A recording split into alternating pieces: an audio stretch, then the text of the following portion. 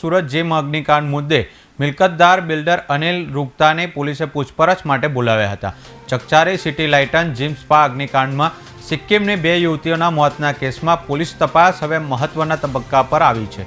આ કેસમાં જીમની મિલકત ખરીદી તેનું ભાડું લેનારા બિલ્ડર અનિલ રૂગતા ઉમરા પોલીસ સમક્ષ હાજર થયા હતા, જેનું નિવેદન લેવામાં આવ્યું હતું।